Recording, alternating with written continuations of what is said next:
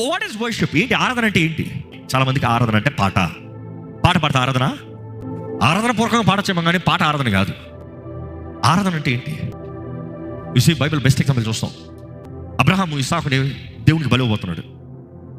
బేసిక్గా అబ్రహాము తన ఒక కుమారుని చంపైపోతున్నాడు. అందరితో ఏమని చెప్తాడు తెలుసా? నేను నా కుమారుడు ఎక్కడికి వెళ్తామో మేము కొండపైకి వెళ్ళి దేవుని ఆరాధించుకుని వస్తామంటాడు. What does he say? We are going to worship. అంటే ఏంటి?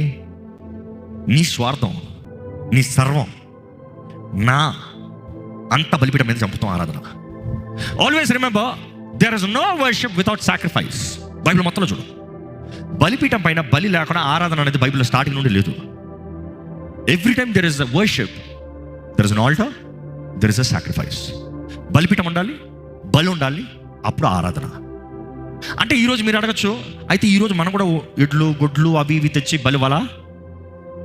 You see, here's the thing, your worship బైబిల్లో చూస్తే సూపర్గా రాయబడింది, సజీవ యాగముగా మనల్ని మనం సమర్పించుకోవాలంట.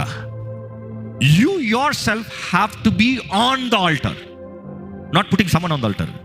What do you mean? మనల్ని మనం సజీవ యాగంగా, living sacrifice. Bible says this is your reasonable service. ఇది మీకు యుక్తమైన సేవ. ఇది రీజనబుల్ సర్వీస్ అన్నప్పుడు ఆ గ్రీక్ మన నుండి చూస్తే నువ్వు కనీసం చేయవలసింది. ఇదిగో క్రైస్తవుడు చెప్తున్నావా? కనీసం చేయవలసింది.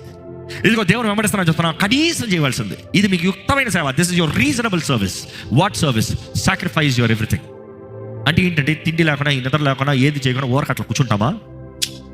నువ్వు ఏది చేస్తున్నావు దేవుని మహిమార్థమై. చదువుతున్నావా? ఎవరి కొరకు? నేను గొప్ప ఉన్నాను కాదు, నా దేవుని మహిమపరచాలి. ఉద్యోగం చేస్తున్నావా? దేని కొరకు?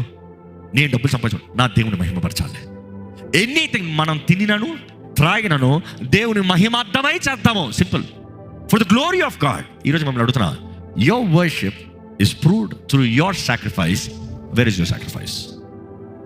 ఎందుకంటే ఇక్కడ ఉన్న ప్రతి ఒక్కరు చెప్తున్నాను, ఇక్కడ ప్రతి ఒక్కరూ ఎవరినో ఒకరిని,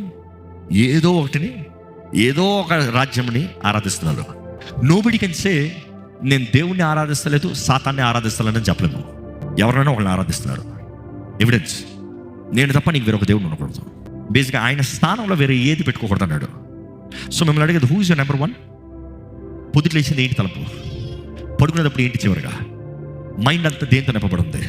దేని గురించి ఎక్కువ ఆలోచిస్తున్నావు? దేనికి భయపడుతున్నావు? దేన్ని సేవిస్తున్నావు? దేని గురించి ప్రయాసపడుతున్నావు? ఏంటి నీ లైఫ్ ఎసెన్స్ ఏంటి? That is your worship.